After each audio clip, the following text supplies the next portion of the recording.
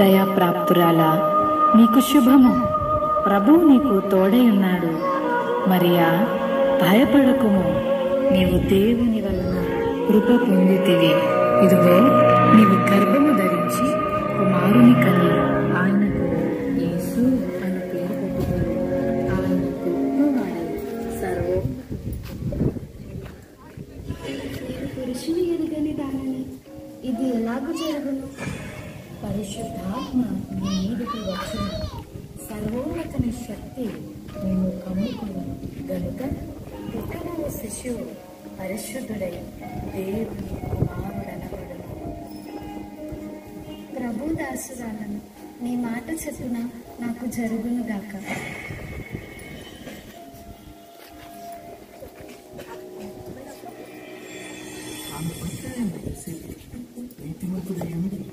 ఆమెను అవమానపరచిన రహస్యముగా ఉద్దేశించి అతడు ఈ సంగతులను గురించి ఆలోచన చేయుచుండగా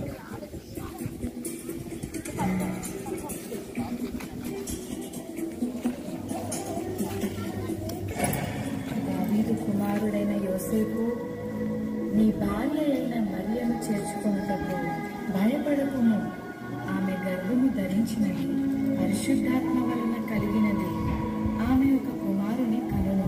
తన ప్రజలను వారి పాపముల నుండి ఆయనే రక్షించును గనుక ఆయనకు యేసు అని పేరు పెట్టుదురు. యోసేపు నిద్ర మేలుకొని ప్రభువు దూత తనకు ఆజ్ఞాపించిన ప్రకారం చేసి తన భార్యను చేర్చుకున్నాడు.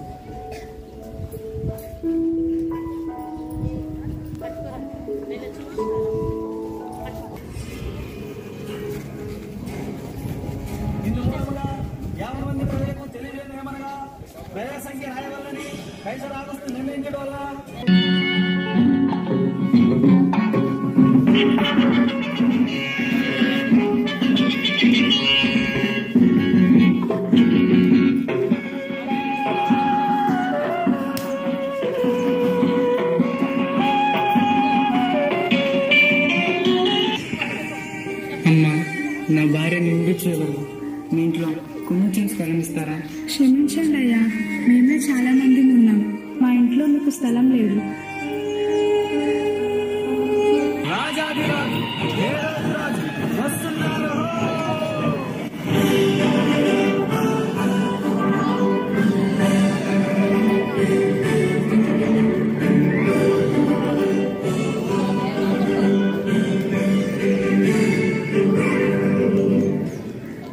రాజైన హేరోదు దినములను యూదా దేశపు బెత్లెహేములో యేసు పుట్టిన పిమ్మట, ఇదిగో, తూర్పు దేశ జ్ఞానులు యెరూషలేముకు వచ్చి, యూదుల రాజుగా పుట్టినవాడు ఎక్కడా?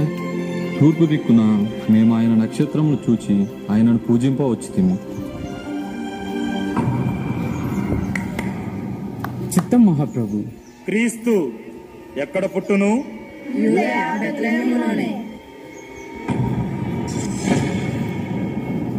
సరే, మీరు వెళ్ళి ఆ శిశువు విషయమై జాగ్రత్తగా తెలుసుకొనగానే నేను వచ్చి ఆయనను పూజించినట్లు నాకు వర్తమానము తెండి.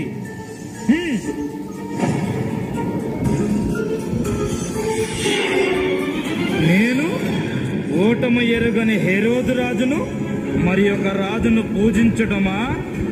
అసంభవం.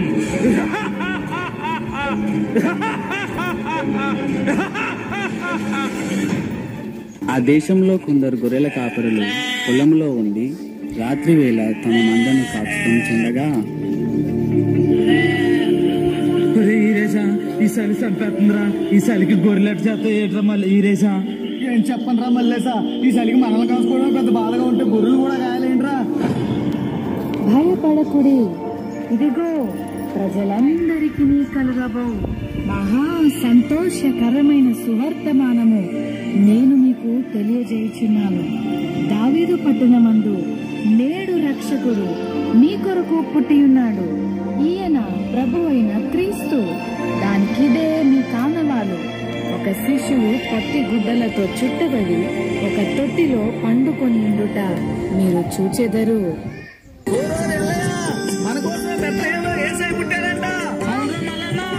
బెత్లహేంలో మన కోసం యేసయ్య పుట్టాడంట్రా. రండ్రా రండ్రా ఎలా రండ్రా. పదండ్రా పదండ్రా బాబు పదండ్రా.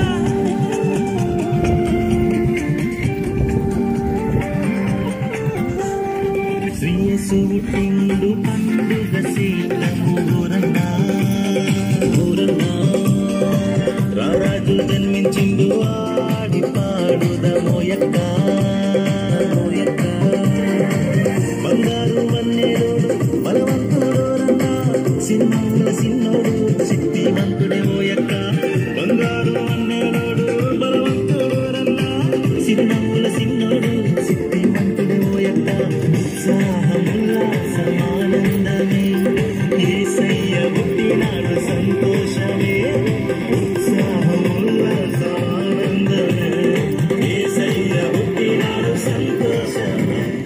వీళ్ళంతా ఎక్కడికి వెళ్తున్నారు? అదే నాన్న, బెత్లహేంలో మన రక్షకుడైన యేసయ్య పుట్టాడంట. అమ్మా అమ్మా, ఆ యేసయ్య నాకు కూడా చూపించవా? తప్పకుండా చూపిస్తాను, పద వెళ్దాము.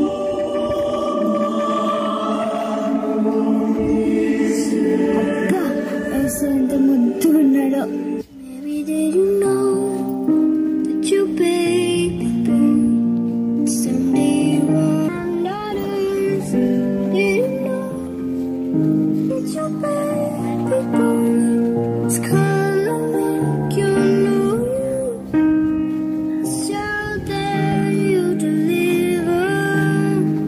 Soon deliver you. చూశారు కదా మిత్రులారా, చీకటి లోకంలో పాపమనే బంధకాలతో అపవాది చేతుల్లో బందీలుగా ఉన్న ప్రతి మానవుని రక్షించుటకు దేవాతి దేవుడు ఈ లోకానికి ఎన్నో గ్రహాలు, ఖండాలు, దేశాలు దాటుకుంటూ పాపంలో కూరుకుపోయిన నిన్ను రక్షించడానికి తన ఏకైక ప్రియ కుమారుడైన యేసయ్యను మానవునిగా ఈ భూమిపై నీ కొరకు పంపాడు. నిజ క్రిస్మస్ ఆనందం విందు వినోదాల్లో లేదు కాని నీ హృదయంలో క్రీస్తు ఉండటమే నిజమైన క్రిస్మస్. ఈ నిజ క్రిస్మస్ ఆనందం నీవు కూడా పొందుకోవాలనే ఈ మా చిన్ని ప్రయత్నం.